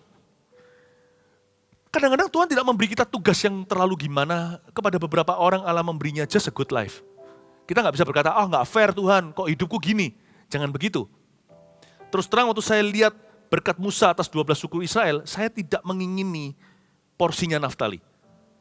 Sebab hidupku exciting, hidup saya bergairah apa adanya. Saya tidak suka hidup orang lain, saya suka hidup saya karena hidup saya dari Tuhan. Dan itulah yang Tuhan tentukan. Kalau saya lihat Naftali ini bukanlah bercerita tentang kehidupan saya. Saya lebih banyak relevannya dengan suku lain yang berjuang. Dan saya tidak iri dengan Naftali. Tapi kita harus akui bahwa di hidup ini ada orang-orang tertentu yang Tuhan garis bawahkan atasnya hanyalah kehidupan yang baik. kita yang melihat itu harus turut bangga dong, harus turut senang buat orang lain. Dan kita yang ada orang tertentu juga tidak perlu menuntut diri berlebih. Asal Anda punya dua ini, harusnya Anda sudah cukup happy. Berkat daripada Naftali itu, a good life, ada dua. Naftali itu kenyang dengan perkenanan, kedua, dia penuh dengan berkat Tuhan. Selama hidup kita ini dikenan plus dipelihara oleh Allah, udahlah, happy ya. Nggak usah iri berkat orang, nggak usah jadi konglomerat. Orang yang dikasih good life, nggak tentu orang kaya. Orang kaya nggak tentu baik hidupnya. Orang punya segalanya nggak tentu nyaman. Tapi ada orang yang dikasih sama Tuhan porsinya, a good life. Selama ada perkenanan dan hidup kita penuh dengan berkat Tuhan. Penuh dengan berkat Tuhan itu bukan berarti memiliki semua yang kita harapkan. Atau kita dapatkan yang kita inginkan. Nggak tentu. Asal saya dikenan oleh Tuhan. Udah peduli amat kata dunia. Dan asal saya selain diterima oleh Tuhan, asal saya ini dipelihara oleh Allah. Pelihara oleh Allah. Kadang-kadang tidak seperti yang kita duga. Kita punya blueprint sih begini, aku mau umur sekian mencapai ini itu, punya ini itu. Tapi kalau kita lihat lagi ya, hidup realita, kalau kita reality check, kita cek lagi. Dalam kenyataan, nggak dapat yang kita inginkan, tapi ternyata hidup kita dipelihara oleh Tuhan. Dan baik tuh, be happy. Inilah yang saya sebut the blessing of contentment. Berkat kepuasan hati. Kepuasan batin ini, Naftali. Ini bukan what a good life ya, orang itu enak hidupnya, bukan. Enak nggak enak hidup orang itu tergantung perspektif hati. Dan Naftali mengajari kita, selama ada perkenanan Allah, selama ada pemeliharaan Tuhan, asal dikenan dan penuh dengan berkat Tuhan sekalipun tidak dapat apa yang Anda inginkan. Be happy my brother, be happy my sister, be happy as Naftali. Bahagialah seperti Naftali. Berkat itu juga bisa dalam bentuk content spirit. Contentment. Berkat itu kadang-kadang datang bukan dalam bentuk jawaban doa, material. Berkat itu bisa datang dalam konteks sederhana, sesimpel ini. Suatu hati yang puas. Thank you, I'm happy. Masih banyak yang kuharapkan belum terjadi, but I'm happy. Hari ini aku bahagia. Itu dia, ini yang sembuhkan banyak penyakit. Ini yang disebut hati gembira adalah obat. Makanya Naftali saya rasa dia sampai hidup sampai tua ini. Terakhir ya, tentang Asher. Ia berkata, diberkatilah Asher di antara anak-anak laki. Biarlah ia disukai oleh saudara-saudaranya. Dan biarlah ia mencelupkan kakinya ke dalam minyak. Biarlah dari besi dan dari tembaga palang pintumu. Selama umurmu kiranya kekuatanmu. Unik sekali, Asher ini adalah berkat, are you ready? Popularity. Ini orang Asher ya, bukan Yusuf. Kalau Yusuf itu nggak disukai malahan sama saudara-saudaranya. Benyamin itu diam saja, dia itu peran pembantu yang setia, dia itu supportive role-nya itu nggak dipertanyakan. Orang ini selalu bantu, selalu low profile, tidak menonjol. Tapi orang yang dicintai kiri kanan, yang dieman, disayangkan kalau nggak ada orang demikian, diperebutkan. Tapi Asher itu populer sekali di antara saudara-saudaranya. Bukan karena dia cari pengikut, bukan karena dia pencitraan. Tapi karena memang Allah memberkahi dia dengan popularitas. Biarlah ia disukai oleh saudara-saudaranya. Ingat Bapak Ibu Saudara, promosi itu datangnya bukan dari kiri maupun dari kanan, bukan dari timur maupun barat, tapi dari Tuhan. Promosi itu datangnya dari atas, seperti ketika Tuhan berkata pada Yosua saat matinya Musa. From today onwards, from now on, mulai hari ini, I will make your name great among my people. Aku akan membuat namamu besar di Israel. Tulus saja, jangan usahakan popularitasmu. Hari-hari ini kita tinggal dalam zaman narsis. Semua orang kepingin menonjol. Demi terkenal, orang melakukan perkara-perkara yang di luar batas. Hanya supaya demi dapat followers atau pengikut di sosial media. Atau dapat like atau apa. Orang mengusahakan tertentu, aktivitas tertentu. Supaya pengikutnya tidak hilang. Atau semakin dia disukai orang. Bisa sih, tapi itu semua berujung semu. Sekalipun kita bisa menambah angka di media katakan, tapi ujungnya hidupmu akan hampa. Dan semua itu tidak akan ada kepuasan batin, tidak ada ikatan batin yang lama. Lihat nanti sedikit goncangan, runtuh semua. True popularity yang membuat kita disukai sama orang, sehingga ada orang yang nanti datang ke kita dan berkata, entah kenapa aku kerjasama dengan Anda. Mungkin barangmu bukan yang paling murah, saya tahu. Tapi masuk akal. Tapi saya mau kerjasama dengan you. Kenapa? Tidak tahu kenapa saya dan istri saya suka sekali dengan Anda berdua, suami istri ini. Saya rasa hatiku bisa percaya, padahal bukan orang Kristen dia. Disukai orang itu adalah tugas Allah dalam hidupmu. Agar supaya Anda disukai. Itu tugas Allah, bukan tugasmu. Bahkan berlaku untuk musuh. Siapa berjalan dalam takut akan Tuhan, siapa hidupnya berkenan, musuh orang itu pun didamaikan dengan dia. Dia bahkan bisa populer, disayangi oleh musuh-musuhnya. Diikuti, minimal dikagumi, sekalipun dibenci. Jangan cari popularitas. Kita bisa tiru metode orang, cara berbicara, cara berpakaian. Kita tidak mendapat popularitas yang sama. Jangan iri. Itu urusan Tuhan. Kalau memang Tuhan kasih dia, sudah bahagia, happy aja untuk dia. Kalau itu bukan dari Tuhan, sebentar lagi juga seperti gas pada minuman soda. Sebentar lagi juga reda. Tapi kalau Allah yang memberikannya, siapakah Anda untuk membantah? Jangan cari yang gituan. Jangan cari. Tujuan kita itu seperti, yang penting itu seperti Asher. Ia mencelupkan kakinya dalam minyak. Yang penting itu, kita itu diurapi banyak-banyak. Udah itu aja. Tabung urapan, bukan popularitas. Yang penting itu kita itu bermandi minyak. Mencelupkan kaki ke dalam minyak. Ya. Kaki dalam minyak itu kan juga bicara soal melayani. Kaki bicara tentang berjalan, perhatikan jalan hidupmu, pastikan jalan hidupmu penuh pengurapan seperti pengkhotbah katakan. Coba uji dirimu sendiri, apakah Anda berpakaian putih? Apakah ada minyak di atas kepalamu? Ini minyak di kaki loh, berarti berlebih. Kalau minyak di kepala, itu turun ke kaki netes-netes saja. Kalau ini orang berlumuran dan mencelupkan kakinya dalam minyak, itu berarti minyaknya terlalu banyak. Yesus ketika datang diminyaki, diseka kakinya dengan rambutnya, itu cuma sisa minyak-minyak yang menetes di kaki, diseka dengan rambut perempuan.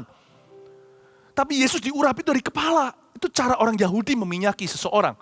Tapi orang ini Asher mencelupkan kakinya ke dalam minyak. Berarti minyaknya banyak-banyak. Udahlah, yang penting kita diurapi. I am anointed at my work. I'm anointed. Anointed relationship, hubungan yang diurapi. Pekerjaan yang diurapi. Udah yang penting, saya jalan dalam takut akan Allah, jalan dalam kekudusan, jalan dalam kuasa, hidup dalam janjinya, aku kerjakan sungguh-sungguh. Aku berlumuran minyak sampai ke kakiku mencelupkan di dalamnya. Tapi ini secara harafiah, secara fisik juga, suku Asher adalah suku wilayah yang terkenal dengan olive oilnya. Olive trees di situ subur berdiri. Pohon zaitun yang mengeluarkan minyak menjadi sumber suplai minyak Israel itu banyak dari kaum Asher. Biarlah dari besi dan dari tembaga palang pintunya. Tuhan memberkati mining, import atau pertambangannya. Antara Tuhan berkati tanahnya sehingga mengandung besi dan tembaga, atau dia karena memang di wilayah pelabuhan, dia juga wilayah lautan ini seperti Sebulon. Dia bisa mendatangkan itu karena keberhasilan. Selama umurmu kiranya kekuatanmu, kata selama umurmu kiranya kekuatanmu, itu menunjuk kepada kekuatan karakternya, bukan saja kepada fisiknya. Sebab kaum Asher, the Asherites, were renowned for their wisdom and character and strength of character. Kaum Asher dikenal sebagai satu suku yang sangat bijak, banyak orang bijak seperti orang Majus di situ. Dan karakternya kuat-kuat. Di sana orang-orang yang integritasnya tinggi-tinggi. Orang-orang yang pegang janji. A ya A, B ya B, ya, tidak lebih dari itu dari setan. Orang yang kata-katanya merupakan ikatan dan perjanjiannya. Suku Asher adalah suku bangsawan. Ada minyak raja di atas kepalanya. Udah itu aja. Mendingan kita mandi minyak daripada cari pujian sia-sia. Sebab Tuhan tahu kapan meninggikan orang-orang yang layak ditinggikannya. Saya berdoa supaya Anda diberkati, supaya berkat daripada anak-anak Yakub, berkat Musa atas 12 suku Israel ini, kena kepadamu dan kepadaku hari ini. God bless you. Mari kita berikan tepuk tangan untuk Tuhan di mana Anda berada. Praise the Lord ya. Thank you Jesus. Nyanyi satu lagu. Segala Perkaraku ku serahkan padamu, Allah pembelaku. Segala khawatirku ku taruh di kakimu, Allah pemeliharaku. Segala perkaraku ku serahkan padamu, Allah pembelaku. Segala khawatirku ku taruh di kakimu, Allah pemeliharaku. Bila Kau yang membuka pintu, tak ada satupun dapat menutupnya. Bila Kau yang mengangkat aku, tiada yang dapat merendahkanku. Mari nyanyikan iman ini di hadapan Tuhan. Segala perkaraku ku serahkan padamu, Allah pembelaku. Segala khawatirku ku taruh di kakimu, Allah pemeliharaku. Bila Kau yang membuka pintu, tak ada satupun dapat menutupnya. Bila Kau yang mengangkat aku, tiada yang dapat merendahkanku. Bila Kau yang membuka pintu, tak ada satupun yang dapat menutupnya. Bila Kau yang mengangkat aku, tiada yang dapat merendahkanku. Bila Kau yang membuka pintu, tak ada satupun dapat menutupnya.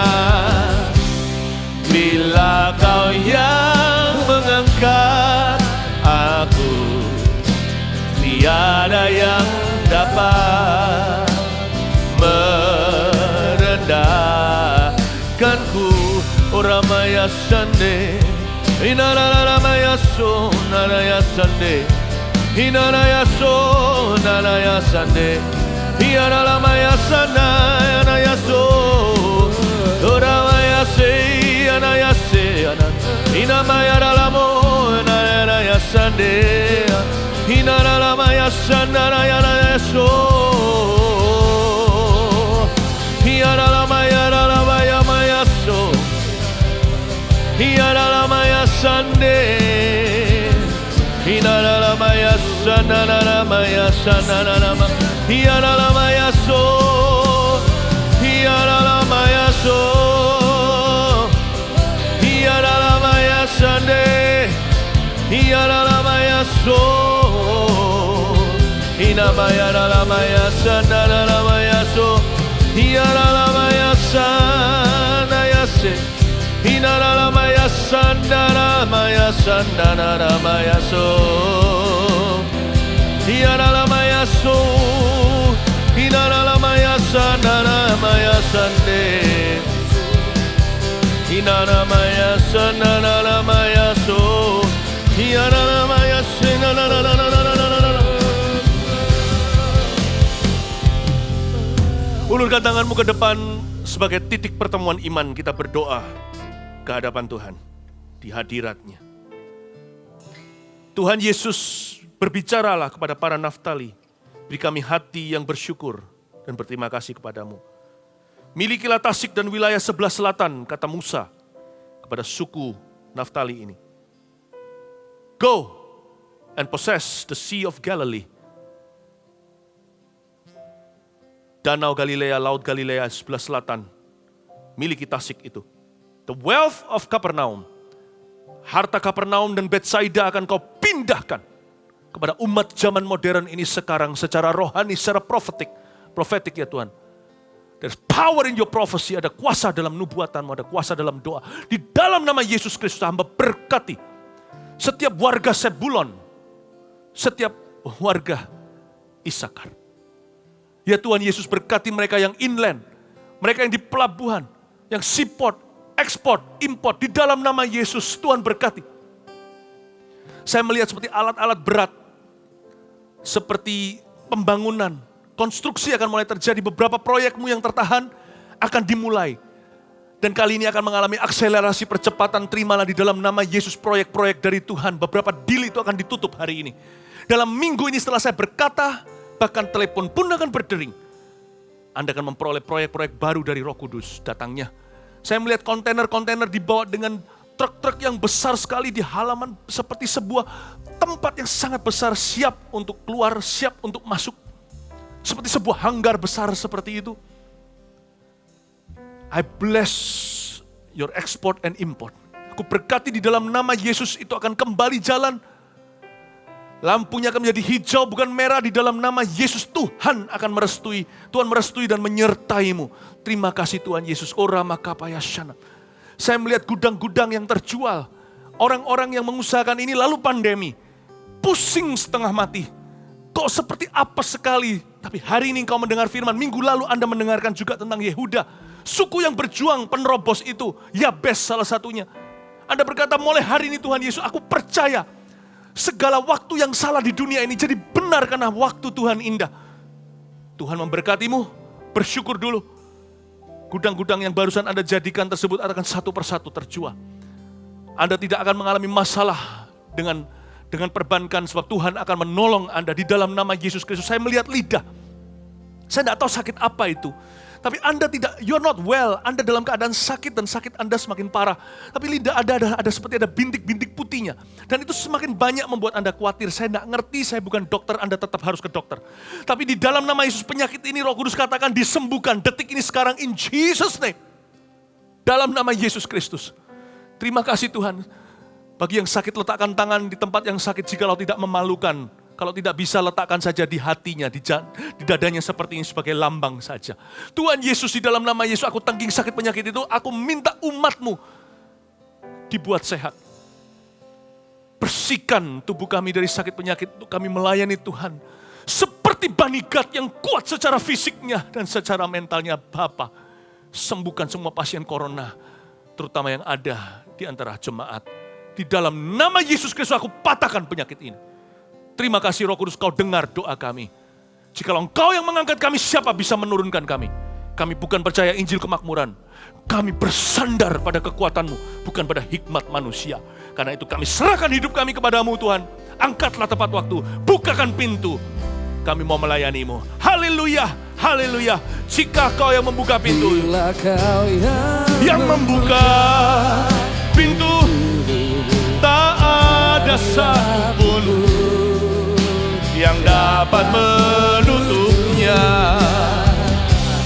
Bila kau yang mengangkat aku, tiada yang dapat merendahkanku.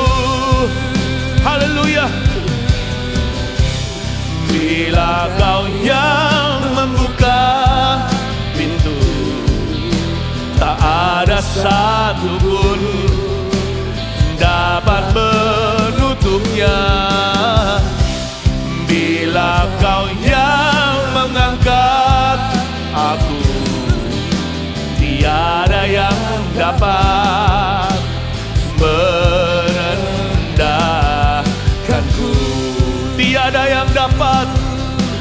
Tiada yang dapat, tiada yang dapat, tiada yang dapat merendahkanku. Haleluya, haleluya. Mari kita angkat tangan sama-sama.